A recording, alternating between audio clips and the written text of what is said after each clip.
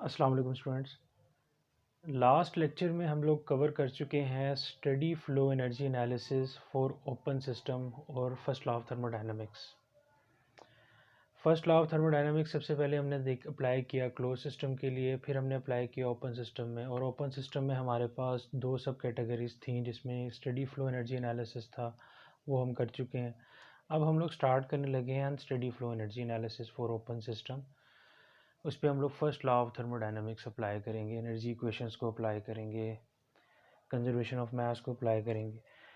तो unsteady flow energy analysis को करने से पहले थोड़ा सा हम स्टडी फ्लो एनर्जी एनालिसिस का रिकैप कर लेते हैं, साथ साथ ही उसके हमारा जो है वो स्टडी फ्लो का अनस्टडी फ्लो का भी हमें आइडिया हो जाएगा। तो students, study flow energy analysis में क्या था, ये आपके पास आपका सिस्टम है जो कि कंट्रोल वॉल्यूम सिस्टम है। ये आपका सिस्टम है कंट्रोल वॉल्यूम, जिसमें क्वांटिटी ऑफ मैटर जो इस वॉल्यूम में आ रही है उसको आप स्टडी कर रहे थे। तो स्टडी फ्लो एनर्जी एनालिसिस हम इसमें कर रहे थे। ये कंट्रोल वॉल्यूम ओपन सिस्टम। अब सपोज करें कि इसमें जो मास एम डॉट एंटर हो रहा है वो हो रहा है 10 kgs पर सेकेंड। ठीक है, तो स्टडी फ्लो में क्या था, स्टडी फ्लो में कि जितना आपका मास एंटर हो रहा था उतना ही मास आपका सिस्टम से लीव भी कर रहा था। तो जो सिस्टम कंट्रोल वॉल्यूम है इसके डेल्टा एम, इसके मास में कितना चेंज हुआ, ज़ीरो kgs पर सेकेंड। इस तरह से हम देख लेते हैं कि इसके मास में तो कोई भी चेंज नहीं आया। 10 kg मास पर सेकेंड आपने एंटर किया सिस्टम के अंदर, उसमें कुछ वर्क मिला हमें, हीट इंट्रैक्शन हुई सराउंडिंग के साथ स्टडी फ्लो में, और 10 kg का 10 kg मास जो है वो बाहर चला गया। तो अगर हम लोग स्टडी फ्लो के लिए हम लोग देखते थे तो हम क्या कहते थे कि एम डॉट, इसको मैं एम डॉट इन कह देता हूँ, ये एम डॉट आउट है, तो M dot in is equals to M dot out. That means M dot in minus M dot out is equals to delta M. और ये जो है डेल्टा एम, जो change in system control volume का जो मास है वो चेंज नहीं हुआ। तो हम कह देते थे कि M dot in is equals to M dot out. तो ये था हमारा स्टडी फ्लो। और इसमें हम लोग एनर्जी एनालिसिस जब करते थे, क्योंकि मास के साथ जो एनर्जी आ रही है वो मास जो है वो अपने साथ एनर्जी भी लेके जा रहा है, और सिस्टम की एनर्जी में कोई चेंज नहीं आ रहा। ही E in minus E out is equals to change in energy of the system. ये कंट्रोल वॉल्यूम जो सिस्टम है हमारा, और ये चेंज जो था वो ज़ीरो था। तो हम कहते थे कि E in is equals to E out. तो ये था हमारा स्टडी फ्लो एनर्जी इक्वेशन में, स्टडी फ्लो एनर्जी एनालिसिस जो हम कर रहे थे ओपन सिस्टम के लिए फर्स्ट लॉ ऑफ थर्मोडायनामिक्स की। जितनी आपने एनर्जी इन की है उतनी एनर्जी आउट हुई है, जितना आपने मास इन किया है उतना ही मास आउट हुआ है। तो ये था हमारा steady flow energy analysis, S F E double E करते हैं। तो स्टडी फ्लो एनर्जी इक्वेशन हमने इस तरह से ड्राइव की थी। लेकिन अब क्या हो रहा है कि हमारा जो ट्रांजिएंट या अनस्टडी फ्लो एनर्जी एनालिसिस में क्या होता है कि हमारे जो मास एंटर हो रहा है सिस्टम के अंदर कंट्रोल वॉल्यूम के अंदर, वो कुछ ना कुछ एक्यूमुलेट हो रहा है सिस्टम के अंदर, इकट्ठा हो रहा है, या उसके मास को डिक्रीज़ कर रहा है। वो हम पॉसिबिलिटी सारी देखेंगे। तो वो जितना मास हम इन करें उतना मास आउट नहीं हो रहा। ज़्यादा भी मास आउट हो सकता है, ये भी पॉसिबिलिटी हो सकती है, कम भी मास आउट हो सकता है। तो दोनों केसेस में जो सिस्टम के अंदर कंट्रोल वॉल्यूम का जो सिस्टम जो है हमारा, उसमें जो मास की जो मास जो चेंज है, वो चेंज इन मास जो है वो हो रहा है। चेंज इन मास जो कंट्रोल वॉल्यूम का मास है वो चेंज हो रहा है। डैट मीन्स कि उसके अंदर जो एनर्जीज़ हैं मास की वजह से वो भी चेंज हो रही हैं। तो E in is equals to E out नहीं हम कह सकते, उसमें ये डेल्टा ई सी वी जो है वो ज़ीरो नहीं होगा, और ना ही change in mass of the control volume is equal to zero होगा। तो इस तरह के जो प्रोसेस होता है उसको हम स्टडी करते हैं अनस्टडी फ्लो में और ट्रांजिएंट फ्लो में। इसमें हम एनर्जी एनालिसिस करेंगे, अनस्टडी या transient flow energy analysis for open system by using first law of thermodynamics. तो students, first law of thermodynamics की एनर्जी जो है वो कंजर्व्ड रहती है, बस वो चेंज होती है वन फॉर्म से अनदर फॉर्म में। तो इसमें जो है वो जो एनर्जी है वो ई इन जितनी हम कर रहे हैं उतनी ई आउट नहीं हो रही। डैट मीन्स कि वो सिस्टम के अंदर कई एनर्जी जो है वो इकट्ठी हो रही है, चेंज कर रही है सिस्टम की एनर्जी को। तो अब हम देखते हैं अपना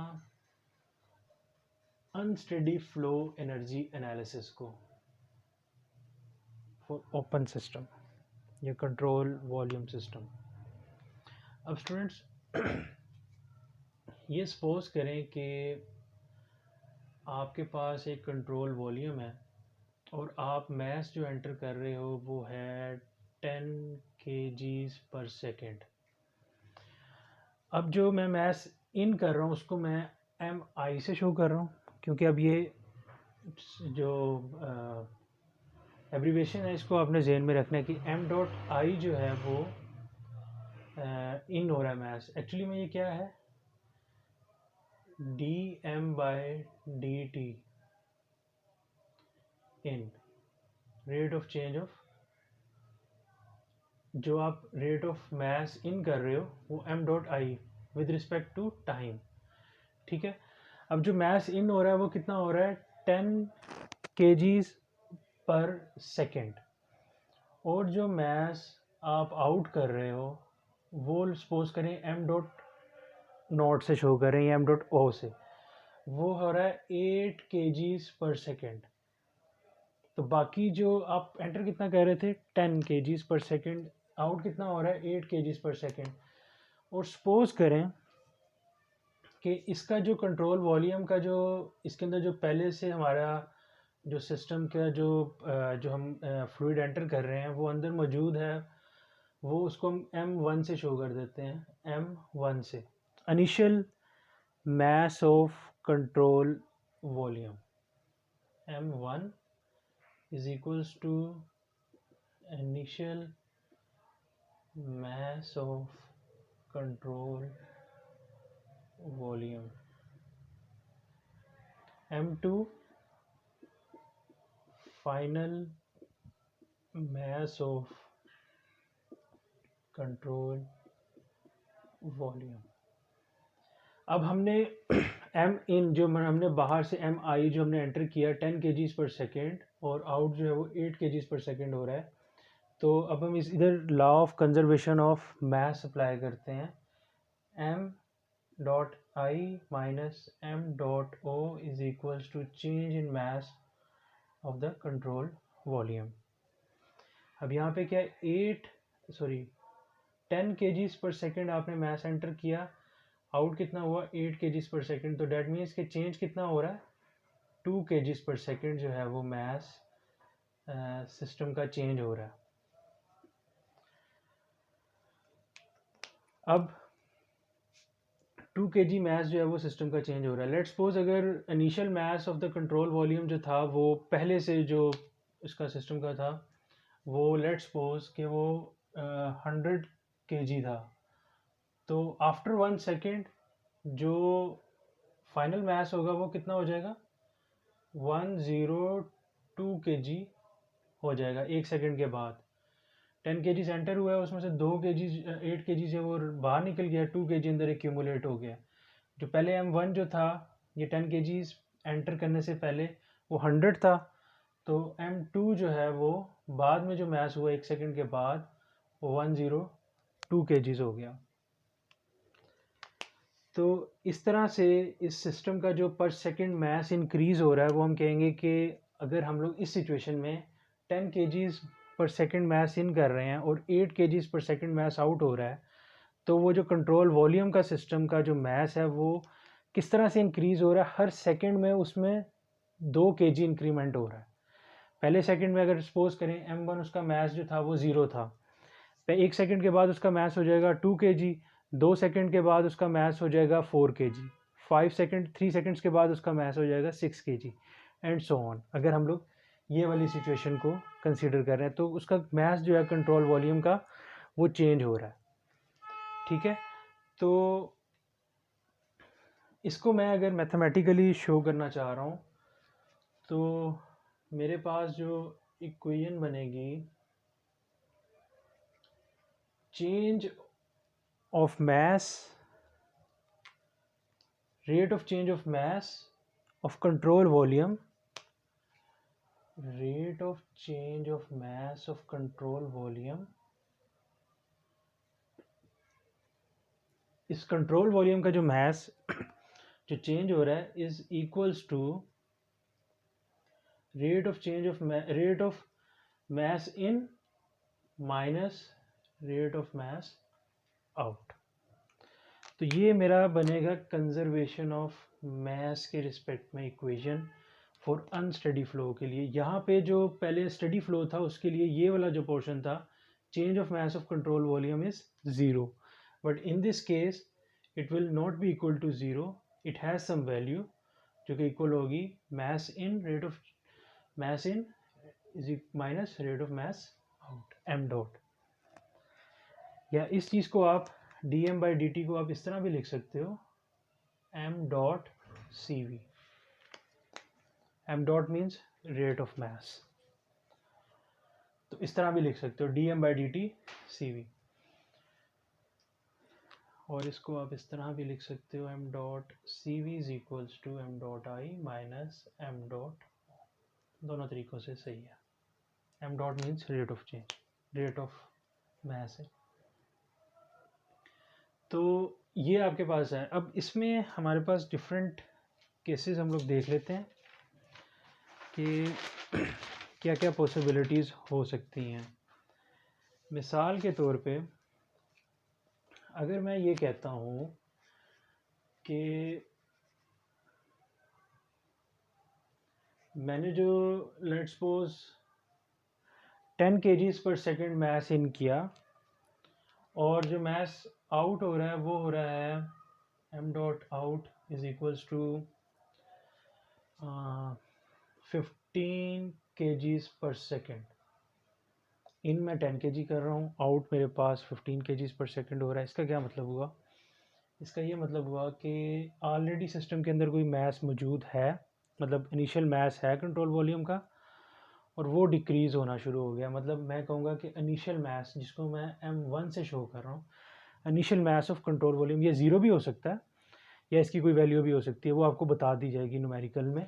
m1 जो है इसका मतलब है लेट्स सपोज वो 100 kgs है इनिशियल मास, तो आप 10 kgs पर सेकेंड एंटर कर रहे हो, तो change in mass of control volume कितना होगा? वो हो जाएगा m dot in minus m dot out is equals to, m dot in कितना हो रहा है? Change in mass of the control volume तो पर सेकेंड, और 10 kgs आप एंटर कर रहे हो, 15 निकल रहा है, तो माइनस 5 kgs पर सेकेंड।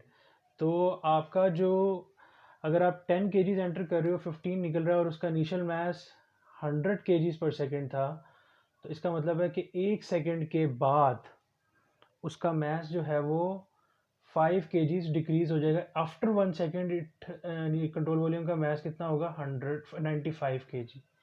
आफ्टर 2 सेकेंड्स फिर माइनस 5 kg पर सेकेंड, क्योंकि 10 आप एंटर कर रहे हो, 5 kg निकल रहा है, 5 साथ में उसके एक्स्ट्रा भी निकल रहा है जो उसके अंदर मौजूद है, तो ये हो जाएगा 90 kg पर सेकेंड।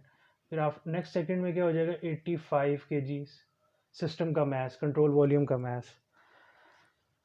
तो अगर तो जो हम इन कर रहे हैं वैल्यू, ज़्यादा वैल्यू आउट हो रही है, डेट मीन्स कि उसका जो अंदर जो पहले से मास मौजूद है वो भी साथ में मास जो है वो आउट हो रहा है। और बहुत से केसेस में ऐसा होगा कि हम जो मास इन कर रहे होंगे वो कुछ एक्यूमुलेट होगा, जिसने पहले वाली एग्जांपल दी है 2 kgs पर सेकेंड, और वो कुछ मास जो है वो आउट हो रहा होगा। जो मास इन हो रहा है वो एनर्जी भी बढ़ाएगा, मास तो इंक्रीज़ करेगा सिस्टम की, उसकी एनर्जी भी बढ़ाएगा। इस केस में क्या हो रहा है कि ये माइनस 5 kgs पर सेकेंड है, तो वो सिस्टम की जो इनिशियल एनर्जी थी उसको कम करेगा, जो चेंज इन एनर्जी भी जो है वो नेगेटिव में ही आएगा। बहरहाल अभी जो है वो हमारे ज़हन में ये कि हमने किस तरह से जो है वो मास को बैलेंस करना है। तो मास को किस तरह से हमने बैलेंस करना है वो हमने देख लिया। समझ भी लिया कि मैथ्स को हमने किस तरह से बैलेंस करना है कि एम डॉट आउट, तो इसको हमने किस तरह से बैलेंस करना है, change in mass per second of control volume is equals to rate of mass in minus rate of mass out। ये हमने mass बैलेंस किया है, इसको मैं m dot change in mass of control volume change कर जो है वो करेंगे is equals to m dot I minus, और ये जो चेंज हो रहा है mass ये किसके बराबर होगा, m1 m2 final mass of the control volume minus m1, ये जो चेंज हो रहा है is equals to m dot I m dot. जिस तरह अभी हमने एग्जांपल देखी है, लेट्स सपोज पहले मास जो है वो सिस्टम का 100 kgs पर सेकेंड 100 kg है, mi initial mass of, after जब मैंने 10 kgs एंटर किए और मैंने आउट किए 8 kgs, आफ्टर 1 सेकेंड उसका मास हो गया सिस्टम का 102। पहले कितना था 100, बाद में कितना हो गया 102, एंटर कितना किया मैंने 10, तो दोनों में हमारा जो आंसर उसका कितना चेंज हुआ मास 2 kgs जो है वो मास चेंज हुआ 1 सेकेंड में। तो इसको इस तरह से हमने जो ये इक्वेशन जो है आपकी, ये change of mass of control volume बता रहा है आपको, m2 minus m1, m2 is the final mass of the control volume system, m1 is the initial mass of the control volume system, mi is the mass that is entering, m out is mass that is leaving the system। तो ये equation आपने इस तरह से जो है वो problems में आपने बैलेंस करना है, मास बैलेंस करना है। और जो ट्रांजिएंट फ्लो एनर्जी एनालिसिस होगा उसमें अमूमन यही होगा आपके प्रॉब्लम्स में कि आप उसको सबसे पहले आपकी अप्रोच यही होनी चाहिए कि आप उसको मास बैलेंस करो, उससे आपको क्या इन्फॉर्मेशन मिल रही है, उसके बाद आप एनर्जी बैलेंस करो। तो इससे रिलेटेड हम लोग प्रॉब्लम जब करेंगे तो फिर हम सबसे पहले क्या करेंगे, मास बैलेंस करेंगे, उसके बाद हम लोग क्या करेंगे, उसके बाद हम लोग एनर्जी बैलेंस करेंगे, राइट। तो ये है आपका मास बैलेंस। अगर आपको ये चीज़ें समझ में आ गई तो प्रॉब्लम्स जो है वो बहुत ही ईजी रहेंगे कि आपने सिस्टम का कंट्रोल वॉल्यूम जो है, सबसे पहले तो आपको पता चल गया कि ये अनस्टेडी या ट्रांसिएंट फ्लो एनर्जी एनालिसिस मैंने इस सिस्टम के ऊपर करना है, और उस पर सबसे पहले मुझे मास बैलेंस करना है। मास बैलेंस करने के बाद आपने क्या करना है, एनर्जी बैलेंस। तो ये चीज़ आप नोट कर लें, एनर्जी बैलेंस क्या होगा। मास बैलेंस का तो हमें समझ आ गया कि mass in mass out, change in mass of control volume. अब एनर्जी बैलेंस क्या होगा, तो दोबारा से हम लोग वो कंट्रोल वॉल्यूम सिस्टम कंसीडर कर लेते हैं। आप एनर्जी जो आप मास इन कर रहे हो उसके साथ कुछ ना कुछ एनर्जीज़ भी जो हैं वो आपके जो है उसमें एंटर हो रही हैं। मतलब एम आई आपने इन किया, एम ओ वही चीज़, और यहाँ पे जो है वो चेंज भी हो रहा है मास कंट्रोल वॉल्यूम का। तो अब हम इस पे करते हैं एनर्जी बैलेंस करते हैं हम इसका, राइट। एनर्जी बैलेंस उसमें तो E in is equals to E out था ना स्टेडी फ्लो एनर्जी एनालिसिस में। इसमें क्या होगा कि E energy in minus energy out is equals to change in energy of the control volume या ऑफ द सिस्टम। एनर्जी जो in हो रही है वो पर सेकेंड जो एनर्जी इन हो रही है, अब वो आपको पता है कि वो किस किस तरह से हो रही है। एक तो m डॉट आई जो मास इन हो रहा है उसके साथ कौन कौन सी एनर्जी आ रही है, उसके साथ इंटरनल एनर्जी आ रही है स्पेसिफिक, क्योंकि मास के साथ हम मल्टीप्लाई कर रहे हैं, स्पेसिफिक इंटरनल एनर्जी आ रही है, ये हम पहले देख चुके हुए हैं। प्लस उसकी फ़्लो की वजह से पी वी ये कौन सा है, specific volume. Internal energy flow energy आ रही है, और कौन सी एनर्जी आ रही है, ग्रेविटेशनल उसकी पोजीशन की वजह से जो एनर्जी आ रही है GZ1, ये चीज़ें हमने पहले स्टडी फ्लो में देखी थी, प्लस हाफ वेलोसिटी, उसकी वेलोसिटी की वजह से जो एनर्जी आ रही है, और प्लस Q जो हम सिस्टम में एंटर कर रहे हैं। हम लोगों ने ये कंसिडर किया कि हम Q उसमें कन्वेंशन को रखते हुए कि प्लस Q, और ये तो है E इन जो हम पहले देख चुके हैं। E आउट क्या होगा, m डॉट ओ U जो internal energy plus pressure into specific volume plus GZ2 plus half C2 square plus W dot Q dot W dot. Energy that is being entering per second, energy that is being leaving the system per second, वो ये होगा। Okay और ये हमारी equation, इसको मैं 1 कह देता हूँ, इसमें हमने वैल्यूज पुट करनी है। तो ये जो है इसको मैं इस तरह से लिख देता हूँ इक्वेशन 1 को, इसको डॉट डॉट और ई आई डॉट पर second, E I dot out, change in energy of the system per second. तो इसमें हम वैल्यूज अगर पुट करें यू आई प्लस, इसको मैं एच आई लिख सकता हूँ, तो M dot I enthalpy at inlet plus GZ1 plus half C1 square plus Q dot minus m dot out enthalpy H naught plus GZ2 plus half C2 square plus W dot is equals to change in energy of the control volume. तो ये आपकी equation बनेगी। Just इसमें difference क्या है कि आपके equal to energy in is not equal to energy out, there is a E in minus E out, change in energy of the control volume, right. तो ये आपकी इक्वेशन बनेगी। और बाकी जिस तरह से पहले आपने मास बैलेंस करना है, उसके बाद आपने ये वाली इक्वेशन से एनर्जी बैलेंस करना है, जिस तरह हम स्टडी फ्लो में भी करते थे। और अकॉर्डिंग टू सिचुएशन जो चीज़ें आपकी कट ऑफ होती होंगी, सबसे पहले तो वो आपने देखनी है, जो कट ऑफ होती होंगी उनको काट देना है, और उसके बाद जो है वो अप्लाई करना है, और क्या चीज़ रिक्वायर्ड है आपको वो आपने फाइंड आउट करना है। कुछ भी डिफरेंस नहीं है उसमें। E in is equals to E out था, energy that is being entering per second is equal to energy leaving. इसमें क्या है, energy in minus energy out is equal to change in energy of the control volume. और mass in is not equal to mass out, this mass in minus mass out per second is equal to change in mass of the control volume। बस ये इसमें difference है।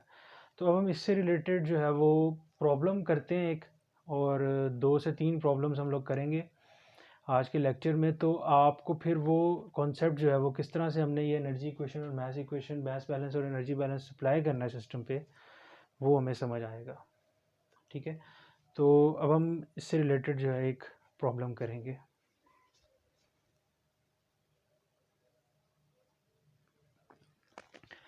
Okay students, तो अभी एक problem है जो रिलेटेड है अनस्टेडी फ्लो एनर्जी इक्वेशन से या एनर्जी एनालिसिस से रिलेटेड है। डेट मीन्स के इसमें जो कंट्रोल वॉल्यूम हम कंसिडर करने वाले हैं उसमें कुछ ना कुछ एनर्जी और कुछ ना कुछ मास जो है वो एक्यूमुलेट होगा। अब ये एक सिचुएशन है, इसमें इसी तरह की एनर्जी एनालिसिस होगा। अब इसको हम देख लेते हैं।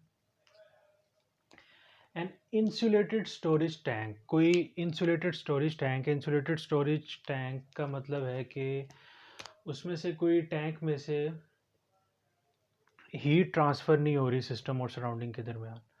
इंसुलेटेड स्टोरेज टैंक है, मतलब ये एक हमारे पास टैंक है। We have a tank that is insulated, is initially evacuated। कि जो हमारे पास टैंक है इज़ इवैक्यूएटेड, इसका जो खाली है ये, इसमें कुछ भी कोई भी चीज़ मौजूद नहीं है, कोई जो सिस्टम के अंदर जो मास है, क्वांटिटी ऑफ मैटर है वो नहीं है, is initially evacuated, is connected to supply pipeline, उसको हमने एक पाइपलाइन के साथ कनेक्ट किया हुआ है और उस पाइपलाइन में आइडियल गैस फ्लो कर रही है।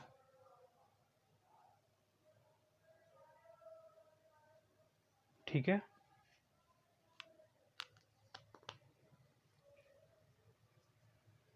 an insulated tank that is initially evacuated खाली है, is connected to supply pipeline, और इसको हमने कनेक्ट किया हुआ है एक सप्लाई पाइपलाइन से, ये सप्लाई पाइपलाइन जा रही है और इसको हमने कनेक्ट किया हुआ है टैंक को इस सप्लाई पाइपलाइन के साथ, और इस सप्लाई पाइपलाइन में हमारे पास कौन सी गैस है, कोई आइडियल गैस है वो फ्लो कर रही है,